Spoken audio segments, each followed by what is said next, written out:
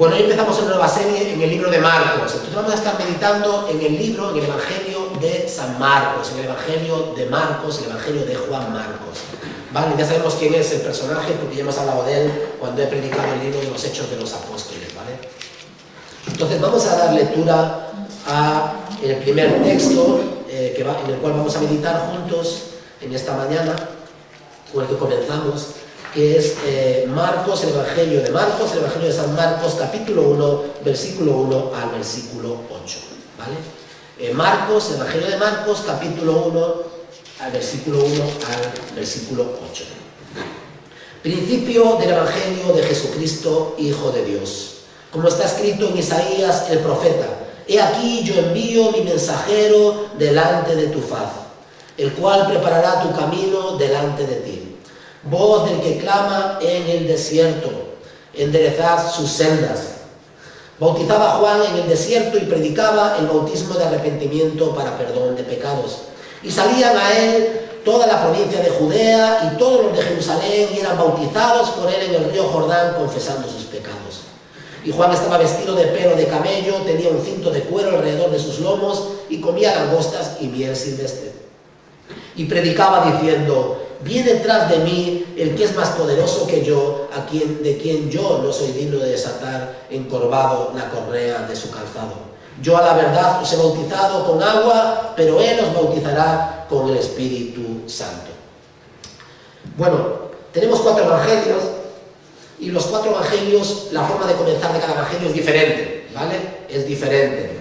El Evangelio de Mateo empieza con una genealogía que tiene como propósito demostrar que el Señor es descendiente del linaje de David, ¿vale? Entonces está pensado para los judíos, tiene ese propósito en la genealogía, demostrarle a los judíos que Jesús de Nazaret, que el carpintero de Nazaret, es de linaje real, ¿vale? Entonces, el Evangelio de Lucas, por ejemplo, sabemos que está escrito para quién. Lo dijimos, se mencionó cuando predicamos, cuando meditamos y reflexionamos sobre el libro de los Hechos de los Apóstoles. El Evangelio de Lucas tiene un propósito apologético. ¿Qué es la apologética? La apologética es la defensa de la fe, es argumentar, explicar la fe, ¿verdad?, a los que no creen, o enseñar la fe a los que ya creen, ¿no?, que sería otra cosa diferente a la apologética. Pero Lucas tiene ese propósito, y está escrito para alguien, para Teófilo, y sabemos que Teófilo era alguien de la corte del emperador, quizá de la familia del emperador, en las más altas esferas de Roma. Y entonces encontramos a Lucas escribiendo el Hechos de los Apóstoles y también el Evangelio de Lucas para Teófilo. Entonces el propósito del Evangelio de Lucas es dar a conocer a Teófilo la historia de Jesús, lo que sucedió en la vida de Jesús, ¿vale? Tiene ese propósito, ¿no? Pero claro, sigue siendo útil para nosotros. Si vamos al Evangelio de Juan, ¿cómo comienza el Evangelio de Juan? Hablándonos de Jesús como ¿qué? Como el Verbo, que estaba con Dios y que era Dios. Entonces nos habla el Evangelio de Juan, claramente el propósito es mostrarnos a Jesús como su aspecto divino, de divinidad, ¿no? Jesús es el Verbo de Dios, que estaba con Dios, que era Dios, ¿vale? Así es el propósito, mostrar la divinidad de Jesús en el Evangelio de Juan. Cada Evangelio, por lo tanto, tiene diferencias y tiene similitudes, pero todos nos aportan una perspectiva, una visión, la misma pero diferente. Nos relatan eventos, algunos evitan hablar de ciertas cosas, otros añaden más detalles y, como digo, son complementarios. Los evangelios están ahí porque son complementarios, se complementan y nos dan más información, y a veces están pensados y escritos para diferentes audiencias, aunque para la Iglesia todos no son útiles, ¿vale? Entonces es importante tenerlo en cuenta. Hay diferentes comienzos de los evangelios, hay diferentes desarrollos de los evangelios.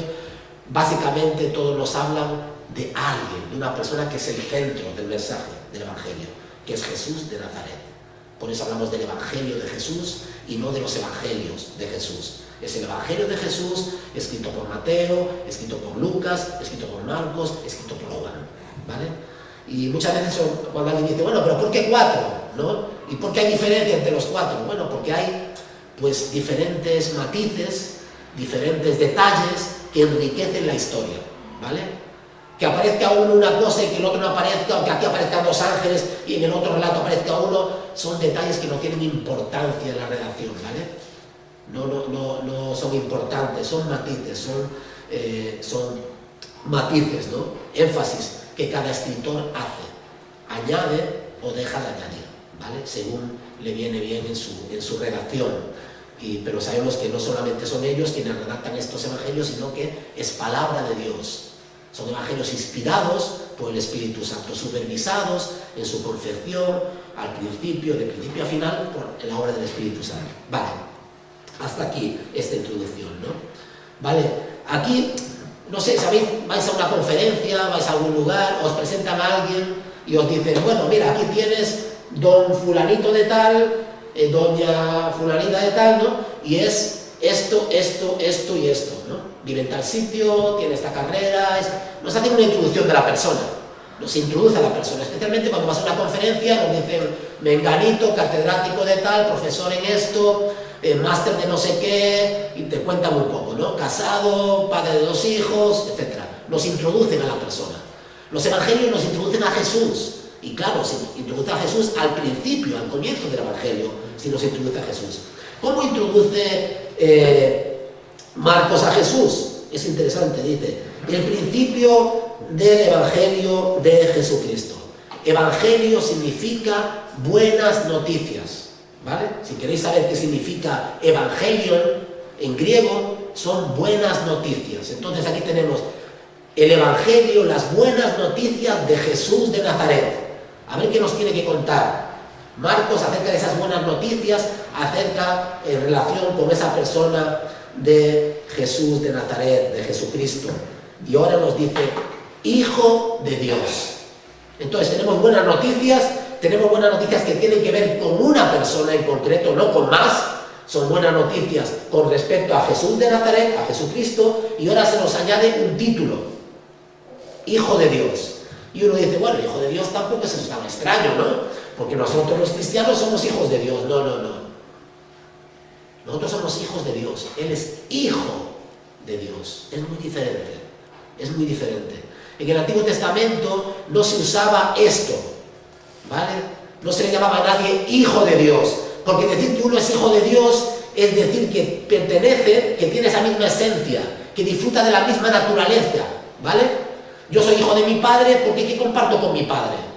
La genética, ¿vale? Entonces yo soy hijo de mi padre, ¿verdad? ¿Qué comparto con mi padre? La genética. Todo lo bueno y todo lo malo. Y así pasan los años y uno se lo ve así, ¿no? Digo, ¿cómo es? Y en la gente que te conoce, eres hijo de tu padre, ¿eh? Eres hijo de tu padre, ¿por qué? Porque se te han pegado los manerismos, sin saberlo haces cosas que hacía tu padre. Así es la genética, así somos, ¿no? Venimos de alguien y heredamos de esas cosas, ¿no? Entonces, hijo de Dios, nosotros somos hijos de Dios, tú y yo, cuando creemos, cuando confesamos ante Jesucristo por adopción. Esa es la palabra que se usa en la Biblia, adopción. No somos hijos naturales, no participamos de la misma esencia, no participamos, digámoslo así, de la misma genética, sino que hemos sido adoptados. Y en esa adopción participamos de todo lo que nuestro Padre nos permite, ¿vale? Cuando uno adopta a un hijo, cuando uno adopta a un niño, a una niña, entonces ¿qué hace? Genéticamente no eres tú, no va a tener tus maneras, bueno, puede que copien creciendo y se parezca más a ti, ¿no? ¿Vale? Pero genéticamente, en su esencia, en su código genético, no eres tú, no es una reproducción tuya, no es ¿verdad? Una cadena, un eslabón más en tu familia, no, has sido adoptado. Lo que pasa es que si le amas como a tu hijo, le haces partícipe de todo lo que tienes, compartes con él, le pones en tu herencia, le pones tu apellido, ¿verdad? La adoptas en tu casa y es como un hijo más. Claro, hay una diferencia, genéticamente no lo es. Con Cristo es lo mismo, tú has sido adoptado, eres hijo de Dios por la adopción, pero Jesús es hijo de Dios y Dios mismo en su naturaleza, en su esencia. No podemos usar el término genético, ¿vale? Porque el término genético es un término que podemos usar entre hombres, ¿no? Cuando hablamos de Dios no podemos hablar de la genética, ¿vale? Pero es para que nos entendamos, ¿entendéis? Este título Hijo de Dios es un título no cualquiera. Por eso también muchas veces caemos en ese error de pensar que es un título. No, no es un título cualquiera, es un título que le confiere a Jesús divinidad. ¿vale? Entonces se nos presenta así, Hijo de Dios, y ahora se nos habla de la Escritura. Hay una cosa muy interesante en la vida de Jesús, ¿no? Que todo lo que hace, cuando leemos en la Biblia, y dice, y fue allí y hizo tal y tal cosa, como la Escritura dice, como el profeta Isaías ha dicho, como Malaquías ha dicho. Es decir, la Escritura se cumple a sí misma. La Escritura se cumple a sí misma.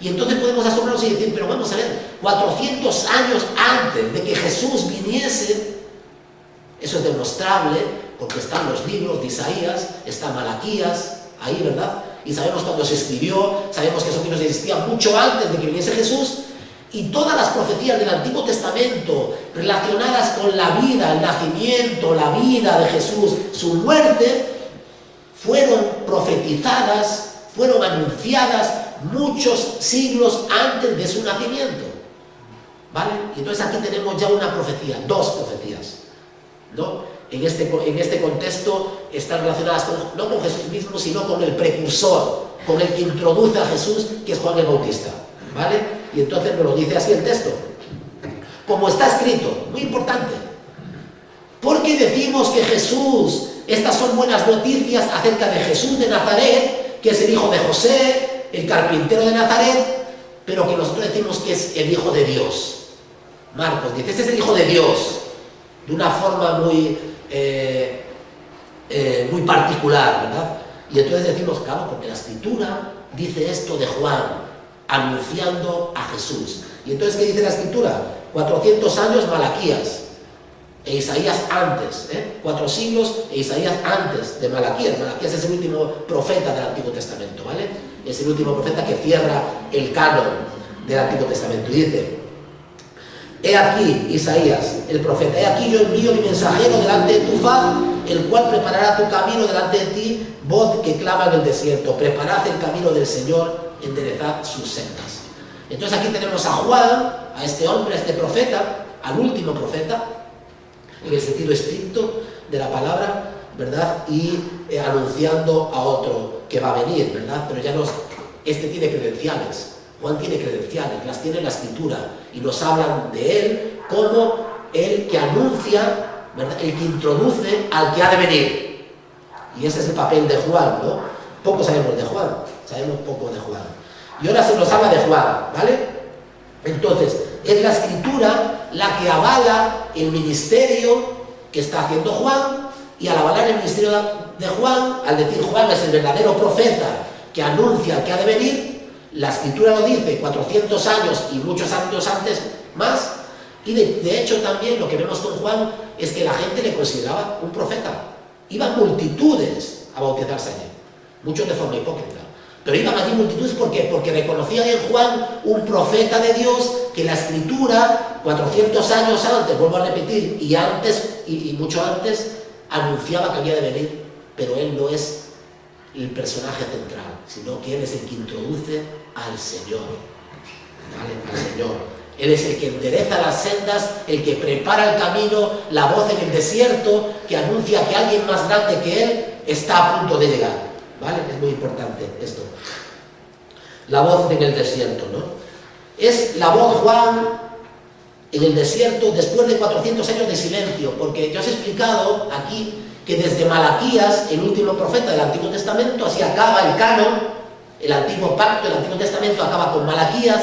De Malaquías a los Evangelios hay 400 años, donde no ha habido palabra, Dios hablando al pueblo, no ha habido profeta.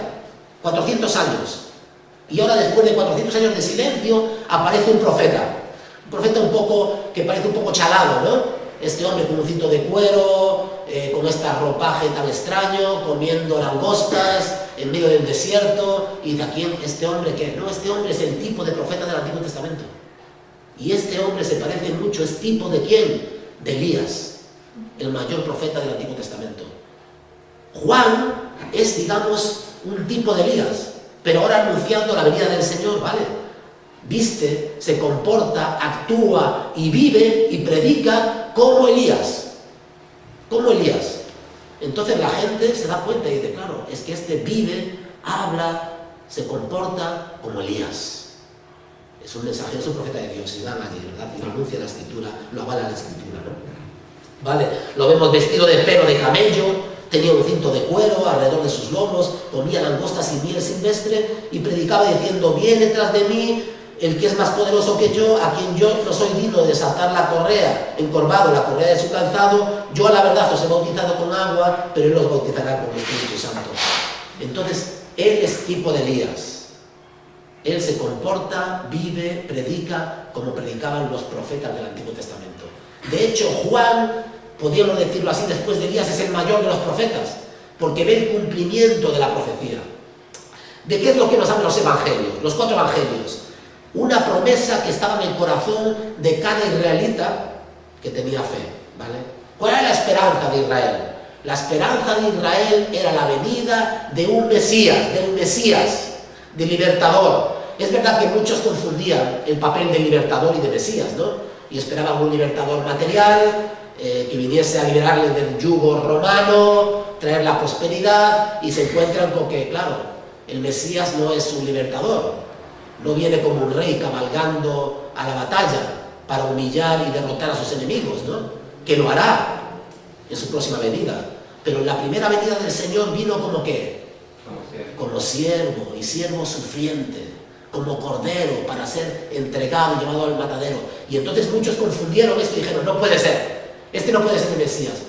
Y lo confundieron porque muchas de las profecías en el Antiguo Testamento, en el mismo texto hay estas 2 realidades. Hay el siervo sufriente, el que sufre, pero al mismo tiempo también el que derrota a sus enemigos, el que trae victoria, el que instaura el reino y las fronteras de David. Entonces, claro, se confundieron algunos, ¿no? ¿Vale? Se confundieron con este Mesías. Pero aquí Marcos ya habla de esto: es el Hijo de Dios y es el que había de venir, es el Mesías, el que trae salvación. La palabra Jesús significa, todo tiene significado.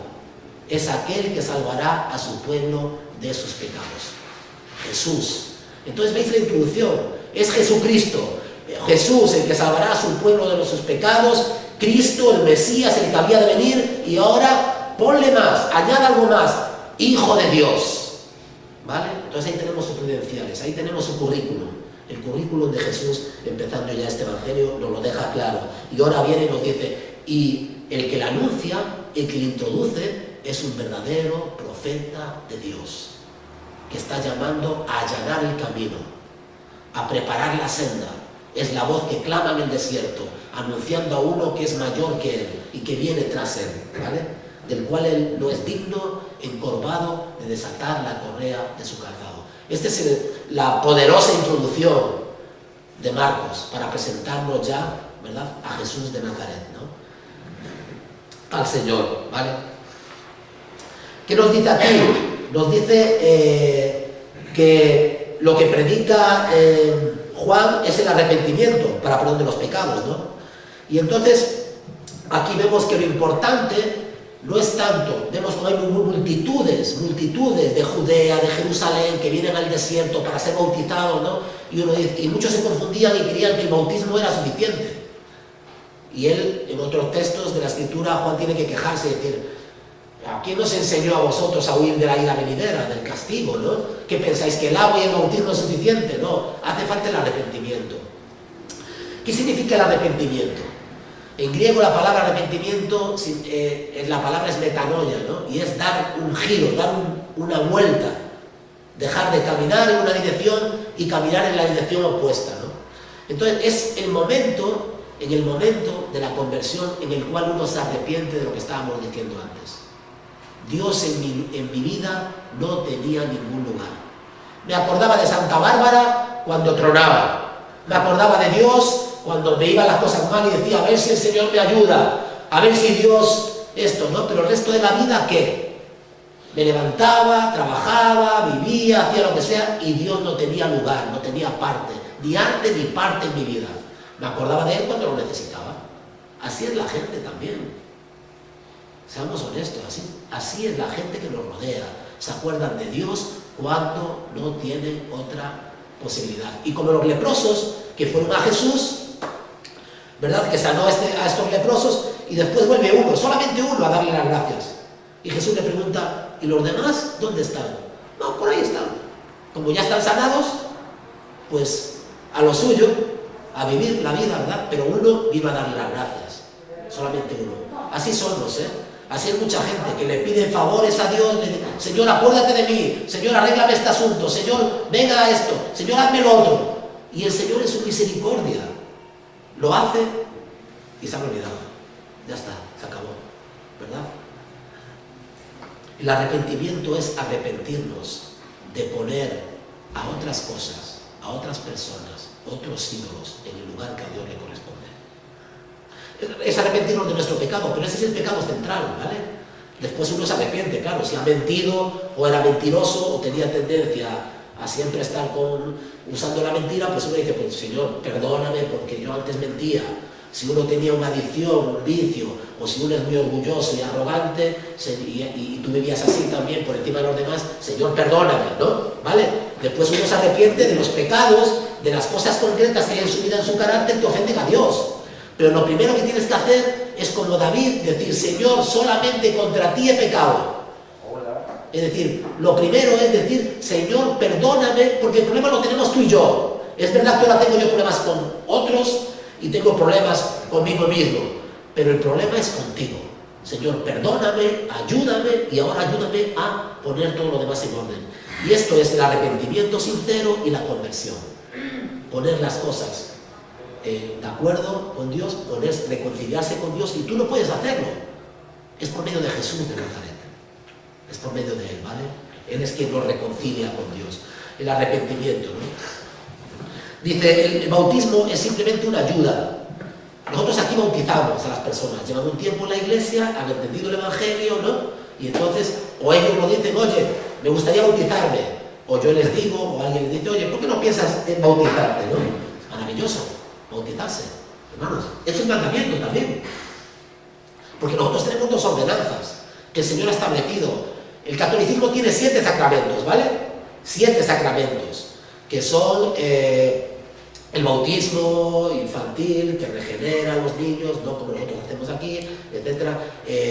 La confirmación, el sacramento del matrimonio, el sacramento de la confesión, el sacramento de la extrema unción, vale, hay 7, no sé ahora, me quedo ahí por ahí alguno, pero hay 7, ¿no? Vale, el catolicismo se los ha sacado de la manga, porque en la Biblia no están esos sacramentos. En la Biblia solo hay 2 que nosotros repetimos. Uno es el que haremos la próxima semana con la Santa Cena, el pan y el vino, la cena del Señor, que dice, haced esto en memoria de mí, que todas las veces que os reunieres, podríamos hacerlo siempre, en memoria de mí. ¿Quién manda eso?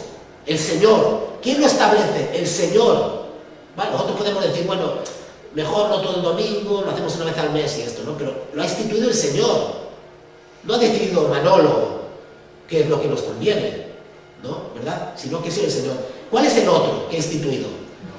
El bautismo. ¿Por qué? Porque ha dicho, id, ¿verdad? Predicad el Evangelio a toda criatura en todo lugar, enseñándole y bautizándoles en el nombre, ¿no? Que guarden estas cosas, haced discípulos y después bautizarles. ¿En qué? En el nombre del Padre, del Hijo y del Espíritu Santo. Entonces, estos son los 2 símbolos, las 2 señales, los 2 sacramentos que Jesús ha instaurado. Lo que hizo la Iglesia, los protestantes, son parte del protestantismo, en el siglo XVI fue romper con los sacramentos que no habían sido instituidos por el Señor. Y dijo, esto no. Solamente los que Jesús dijo que repitamos. Porque Él lo ha dicho y Él tiene la última palabra. ¿Quiénes somos nosotros para añadir otros, verdad? Pero los sacramentos en sí, el bautismo y la Santa Cena, no son lo que nos salvan. No es lo que nos salva, ¿verdad? Lo que nos salva y por donde viene la fe es que por el oír que la palabra de Dios. ¿Qué es lo que hace Juan en el desierto? Predica el Evangelio y después las personas creen, se arrepienten y son bautizadas. Ese es el proceso, ¿no? Entonces en la iglesia es muy importante la predicación. En la iglesia podemos jugar juegos, bueno, aquí no lo vamos a hacer, ¿no? Pero hay iglesias que juegan juegos, que hacen muchas cosas, que se divierten, que tienen actividades, y la palabra son 10 minutos, ¿vale? Entonces nosotros decimos, lo más importante en una iglesia es la predicación de la palabra de Dios, es el alimento, es el pan, no solamente de pan vivirá el hombre, físico, sino de toda palabra de Dios. ¿Qué es lo que te va a animar? ¿Qué es lo que te va a consolar? ¿Qué es lo que te va a exhortar? ¿Y qué es lo que va a hacer que cambies? O que cambiemos, ¿verdad? ¿Qué es lo que nos va a traer consuelo cuando estamos hechos polvo? Cuando estamos pasando por una prueba. Escuchar a Dios en su palabra, animándonos, ¿verdad? Dándonos sus promesas. La palabra es importante, es importante. Entonces es un banquete, debe ser un banquete para nosotros. Bueno, entonces lo que digo, el bautismo es simplemente una ayuda visual, es un signo, es un sello, es un indicador, una garantía de una buena noticia, es un signo externo de una gracia interior, de algo que ha sucedido en tu corazón, y uno se bautiza si es creyente de verdad. Si no es creyente de verdad, simplemente es agua. Es como si tú no eres creyente y alguien te da pan y vino de esta mesa. Va a ser pan y vino. Y dices tú, no, pero si es pan y vino. Sí, claro, es pan y vino. Pero yo cuando participo del pan, para mí es algo especial. Es pan, claro que es pan. Pero yo participo del pan y digo, y puedo decir, Señor, gracias por tu cuerpo, que fue entregado por ti. Gracias por ese pan vivo del cielo que descendió y que me ha dado vida a mí, que me alimenta. Y gracias por este pan que no solamente alimenta mi cuerpo, sino que alimenta mi fe. Entonces para mí está cargado de simbolismo, tiene un simbolismo, ¿vale? Tiene mucha fuerza participar del pan y del vino, aunque el pan no se convierta en el cuerpo de Cristo y el vino se convierta en su sangre, ¿verdad? Pero es especial para el cristiano, alimenta nuestra fe, robustece nuestra fe. Entonces es importante, ¿verdad? Pero son símbolos. No me salva participar, y si no soy salvo tampoco participar me da nada, ni me quita ni me pone. Si soy, sí, ¿vale? Pero lo importante en una iglesia es la predicación. Todo lo demás acompaña la predicación, ¿vale? La palabra de Dios. La predicación del arrepentimiento, ¿no? Y estaba leyendo una de las confesiones, voy a acabar pronto, estoy acabando. El arrepentimiento para vida es una gracia, por la cual un pecador, esta es la definición de la confesión de Westminster, ¿vale? Que estamos leyendo de Catecismo Menor. Dice, el arrepentimiento para vida, porque hay otro arrepentimiento para muerte. ¿Cuál es el arrepentimiento para muerte? El arrepentimiento para muerte es simplemente sentir cuando uno peca, cuando uno hace algo que ofenda a Dios o algo que sabe que está mal, ¿qué puede pasar? Que tengas remordimientos y pases una mala noche, ¿vale? Y entonces pasas una mala noche o pasas un par de días malos, pero ya, después ya te animas, te dices, no, hay que olvidar esto, nadie es perfecto, ya no pasa nada. Remordimiento que no produce vida, que no produce cambio. Entonces es el arrepentimiento para muerte, porque no produce vida. El arrepentimiento cristiano, el arrepentimiento auténtico produce vida, que produce cambios duraderos. ¿Eso quiere decir que después de arrepentirte ya nunca vas a pecar, eres perfecto, estás libre de todo pecado? No, pero produce cambios, produce cambios. Te das cuenta de que has ofendido a Dios, te das cuenta de que estás haciendo daño al prójimo, te das cuenta de que tu vida no es como debería ser y haces cosas para cambiarlo. Es más, Dios produce en ti tanto el querer como el hacer por su buena voluntad para que cambies. Esto es importante en la obra de Dios en nosotros, pero uno tiene que estar dispuesto, ¿verdad? El arrepentimiento, dice, el arrepentimiento para vida es una gracia por la cual un pecador, a partir de un verdadero sentido de su pecado, soy pecador, ¿vale? Dios es santo, y la redención a la misericordia de Cristo, es decir, asirse a la misericordia de Cristo con el dolor y el odio de su pecado, se convierte de él a Dios con pleno propósito de fe y el esfuerzo para un esfuerzo en una nueva obediencia. Es decir, el arrepentimiento produce cambios, ¿no? En nosotros, ¿verdad? Dejamos de pensar lo que pensábamos antes, ¿no? Bueno, Isaías nos ha hablado de Dios borrando los pecados, porque este bautismo y este arrepentimiento es para perdón de pecados, ¿no? Y entonces, uno, ¿cómo puede ser perdonado? Y siempre hablamos de lo mismo. ¿Cómo puede ser perdonado alguien? Dice, bueno, yo tampoco tengo tanto que perdonar, ¿no? Pero si hubiese aquí una persona entre nosotros que hubiese cometido un homicidio, o varios homicidios, o cualquier pecado que os parezca un pecado de verdad, ¿no? Un pecado, ¿cómo puede ser perdonado? Tú y yo, ¿cómo podemos ser perdonados de las cosas que hemos hecho que no han agradado a Dios y que han afectado y han hecho daño a nuestro prójimo? ¿Cómo podemos ser perdonados? Arrepintiéndonos arrepintiéndonos y yendo a los pies de Cristo. Somos salvos por gracia. No tienes que hacer nada. El que se bautiza lo hace con alegría y con gozo. ¿Por qué? Porque ya ha recibido la gracia de Dios, ya es salvo, ha sido perdonado, lo sabe en su corazón, ¿verdad? Y entonces el perdón es algo muy importante. El perdón no se gana. El perdón no se gana. La Biblia nos dice que el perdón se recibe como un regalo de Dios. Y cuando uno escucha el Evangelio, y cuando uno llega a la conclusión, Señor, perdóname, porque he pecado y porque peco contra ti, recibes el perdón gratuitamente. No tienes que hacer nada. Dios no te pide penitencia. A partir de ahora, para ser perdonado, haz esto, esto, esto. Cuando acabes de hacerlo, ya lo veré, y si me parece bien, te perdono. Y si no, sigues en tu pecado. No, no, no. Todo el que a mí viene, dice Jesús, no lo echo fuera. Al corazón contrito y humillado, al corazón hecho polvo, al corazón cargado, al corazón roto, no lo echo fuera, sino que le doy la bienvenida. Podemos venir a Jesús y la sangre de Cristo Jesús nos limpia de todo pecado, de todo pecado.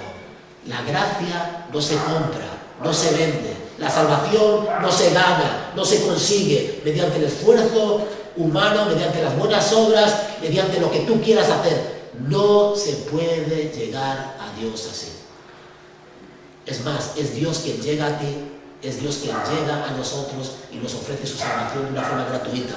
Vemos a Cristo en la cruz y nos dice, venid a mí, ven a mí. Señor, ¿pero qué tengo que hacer? Ven a mí. Señor, ¿qué tengo que hacer? Cree en mí. Cree en lo que yo digo. Que si crees de todo corazón, eres salvo. Que si te arrepientes de corazón y vienes a mí, nada ni nadie te apartará de mi amor. Estás seguro conmigo. Tus pecados pasados, presentes y futuros serán perdonados. Es la gracia de Dios, es maravilloso. No es tu esfuerzo, no es lo que tú puedas hacer, no es lo que tú tengas que hacer. Claro que después hacemos, claro que después vivimos, ¿verdad? E intentamos agradar a Dios, e intentamos no pecar, pero es lo que Dios ha hecho, es lo que Dios hace, lo que tiene realmente valor para salvarnos. Bueno, voy a acabar, ¿vale? Porque tengo notas pero no las hago. Entonces voy a acabar, fijaros. Al final, ¿todo esto para qué? Fijaros lo que dice Marcos. Y él predicaba, viene tras de mí el que es más poderoso que yo, de quien yo no soy digno de desatar encorvado la correa de su calzado. Yo a la verdad os bautizo con agua, pero él os bautizará ¿con qué? Con el Espíritu Santo. Hay un cambio muy grande, muy grande. El Espíritu Santo es la tercera persona de la Trinidad. Nosotros somos trinitarios, tenemos el Dios Padre, Dios Hijo, Dios Espíritu Santo. Los tres son uno, ¿verdad? Pero son tres personas diferentes y tienen tres papeles diferentes en la obra de la salvación. El Padre planeó toda la salvación, nos escogió antes de la fundación del mundo, antes de las cosas fuesen, Dios ya pensó en ti y en mí. Antes de que nada fuese hecho, pensó en su iglesia, pensó en los suyos. La segunda persona de la Trinidad dijo, ¿quién irá? Y Jesús dijo, yo iré. Y la segunda persona de la Trinidad, Jesús, abandonó la gloria que tenía con el Padre, se despojó de esa gloria, se hizo hombre, nació del seno de la Virgen, bienaventurada Virgen María, y vivió 33 años como nosotros. Trabajó con sus manos, caminó por aquellos caminos polvorientos de Palestina, ¿verdad? Acompañó a su padre y a su madre, fue un hijo como todos los hijos, fue un niño como los demás niños. A los 30 años dejó el taller de su padre, dejó su aldea y se lanzó al camino para predicar ¿qué? El Evangelio, las buenas noticias del Señor Jesucristo, Hijo de Dios, Hijo de Dios. Y lo que como Él habló y como Él vivió, nadie ha hablado, ni nadie ha vivido jamás, ni nadie lo hará. No tenía donde recostar su cabeza. El Hijo del Hombre no tenía donde recostar su cabeza. Siendo el Dios de la gloria, se hizo siendo rico, ¿verdad? Teniéndolo todo, viviendo en la eternidad, con todo poder, con toda majestad, servido por todos los ángeles, los querubines del cielo, se despojó de esa gloria y ya no tenía donde recostar la cabeza, tenía unas sandalias y una túnica, nada más, ni siquiera llevaba la bolsa de las ofrendas. Y salió en los caminos y dio vista a los ciegos, sanó a los enfermos.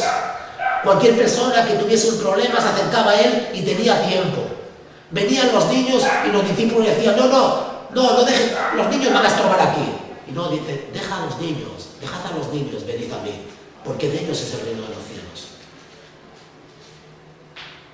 Fue juzgado injustamente, condenado falsamente, crucificado entre dos ladrones, abandonado, solo en aquella cruz. Y el centurión, cuando entrega su vida, dice, Señor, a ti entrego mi vida, mi espíritu. El centurión dice, ciertamente, este era, ¿qué? El Hijo del Dios Altísimo. ¿Y sabéis lo que dice aquí Juan? Y lo va a decir más adelante. Es necesario que yo mengue y que Él crezca. ¿De qué se trata todo esto? ¿De qué se trata todo eso? ¿De qué trata el Evangelio? Se trata de que Él crezca en ti y en mí, y yo mengue. Mirad, lo mejor que tenemos, lo mejor que hacemos, lo mejor que somos, es su reflejo en nosotros. Es Él en nosotros. Cuando amamos a los que no nos aman, cuando somos compasivos y misericordiosos, cuando somos pacientes y amorosos, cuando reconocemos nuestro pecado y vamos en busca del perdón, de la gracia, de la misericordia, del favor de Dios, lo mejor que hay en nosotros es Él. Es un reflejo de Él. No hay otro hombre como Él. ¿Queréis ver al verdadero hombre? ¿Queréis ver al verdadero hombre que ha amado a Dios con todo su corazón, con toda su alma, con todas sus fuerzas? ¿Queréis ver al verdadero hombre que amó a sus enemigos e incluso en la misma cruz dijo, Padre, perdónales? ¿Queréis ver al hombre en mayúscula? ¿Queréis ver al hombre al que tenemos que imitar, como el cual tenemos que andar, como el cual debemos hablar? Al hombre que se está formando en nosotros por la obra del Espíritu Santo. Porque eso es lo que está sucediendo. La obra del Espíritu Santo va formando en nosotros a Cristo Jesús. Y nosotros no debemos ser un estorbo para eso. Tenemos que ayudar, facilitar que Dios me transforme, me cambie y me haga más y más como Jesús. No hay nada tan maravilloso como encontrarse a un hombre o una mujer donde Cristo vive en su corazón en abundancia. Porque ahí encontraremos comprensión, encontraremos perdón también, encontraremos compasión, misericordia, encontraremos un verdadero amor por el prójimo, no interesado, no a ver qué me puedes dar, no a ver qué te puedo quitar, no a ver si me añades a mí más gloria, sino que tenemos que hacer como Juan el Bautista, que va a hacer esto.